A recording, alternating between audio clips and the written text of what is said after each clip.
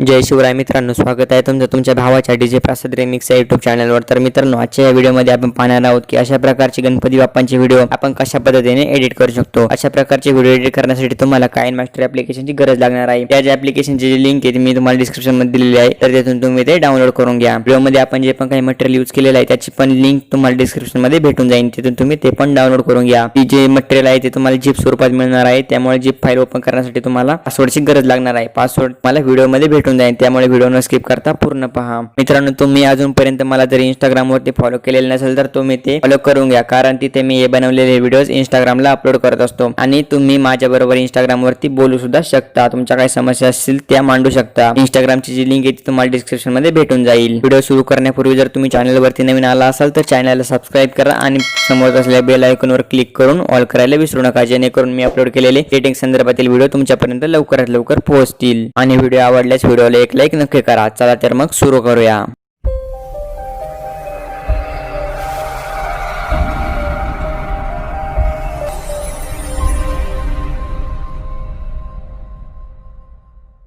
मित्रांनो, KineMaster application open केल्यानंतर तुमच्या समोर असा इंटरफेस दिसेल। त्यामध्ये तुम्हाला प्लस आयकॉन वरती क्लिक करायचं, 1:1 हा रेशो तुम्हाला सिलेक्ट करून घ्यायचा आहे। त्यानंतर तुम्हाला गणपती बाप्पा एडिटिंग मध्ये जायचे आणि मी दिलेले जे सर्व फोटो आहेत ते तुम्हाला या ठिकाणी अशा प्रकारे ॲड करून घ्यायचे आहेत। सर्व फोटो ॲड करून झाल्याच्या नंतर ओके करायचे। ओके केल्यानंतर तुम्हाला जे पहिले 5 फोटो आहेत ते सगळे छोटे करून घ्यायचे आहेत। अशा रीतीने मी जशा पद्धतीने करत आहे तसं तुम्हाला करायचं आहे। असे पहिले जे 5 फोटो आहेत ते तुम्हाला छोटे करून घ्यायचे आहेत। त्यानंतर 6व्या फोटोचे प्लस आयकॉन वरती क्लिक करायचे आणि क्रोमॅटिक झूम हा इफेक्ट तुम्हाला इथे भेटेल, तिथून तुम्हाला तो ॲड करून घ्यायचा आहे। जर तुम्हाला इथे नाही भेटला तर सगळ्यात शेवटी जाऊन ते तुम्हाला गेट मोरचं ऑप्शन भेटेल, त्याच्यावरती जाऊन तुम्हाला तो इफेक्ट डाउनलोड करून घ्यायचा आहे। या ठिकाणी असं क्रोमॅटिक झूम इफेक्ट लावून झाल्यानंतर तुम्हाला त्याची जी साईज आहे म्हणजे सेकंद पूर्णपणे 0 करून घ्यायचे आहेत आणि ओके करायचे। त्यानंतर तो सुद्धा फोटो असा लहान करून घ्यायचा आहे। त्याच्यानंतर परत त्याच्या पुढचे जे फोटो आहेत 5 ते तुम्हाला अशा पद्धतीने अशी पूर्ण साईज त्याची लहान करून घ्यायची आहे। त्याच्यानंतर इथे पुन्हा प्लस आयकॉन वरती क्लिक करायचे, क्रोमॅटिक झूम हा इफेक्ट तुम्हाला परत या ठिकाणी ॲड करून घ्यायचा आहे। अशा रीतीने क्रोमॅटिक झूम ॲड केल्यानंतर तुम्हाला पुन्हा त्याचे जे 0 करायचे आहे सेकंद पूर्ण 0 फोटो पूर्ण असा छोटा करून घ्यायचे आहेत।